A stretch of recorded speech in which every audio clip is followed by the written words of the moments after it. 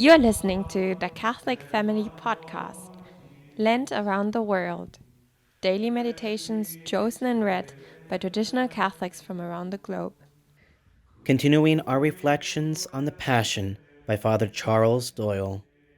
The Tuesday after the first Sunday in Lent. Christ prayed 3 times in the Garden of Olives. After each prayer was finished, and the words of those 3 prayers, by the way, were nearly identical, the Master went back to his apostles, and in each instance he found them asleep. Between the first and second sessions of prayer, our Lord uttered a powerful warning. For he said to the drowsy disciples, "Watch and pray, that ye may not enter into temptation. The spirit is willing, but the flesh is weak." Matthew 26:41. Watch and pray, that you may not enter into temptation, is a powerful warning that no man should disregard. In wartime, it is not unusual to find a soldier court-martialed and summarily executed for falling asleep at his post. Life is a constant warfare against the legions of hell, and we must be ever watchful against sudden attacks from the enemy. But to watch alone is not enough.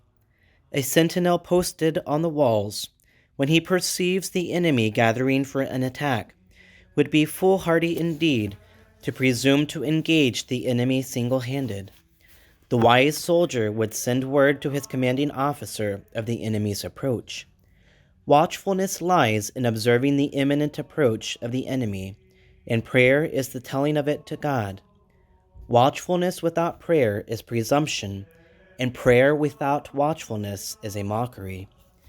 The great Abbot John remarked that a man who is asleep at the foot of a tree and sees a wild animal coming toward him to devour him will most certainly climb up into the tree to save himself. So we, says the abbot, when we perceive ourselves beset with temptations, ought to climb up to heaven and by the help of prayer retire safely into the bosom of God. The saints have taught that short prayers are most effective in time of temptation.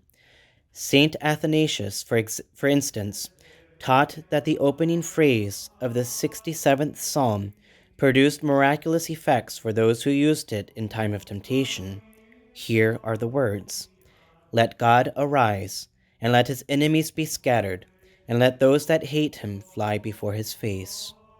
Note well that our Lord did not tell his disciples to pray to be relieved of temptations altogether, but rather that they enter not into temptation.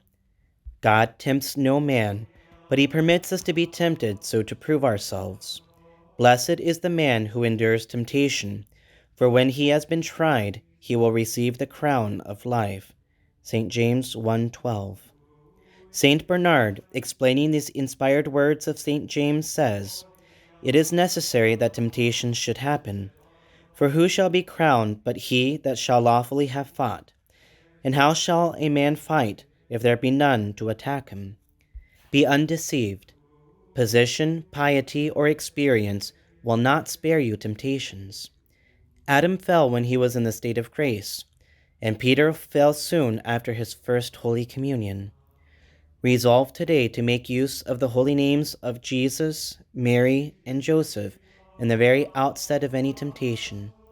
Try to commit the first sentence of Psalm 67 to heart, and promise yourself to make use of it as soon as you discern the approach of any temptation.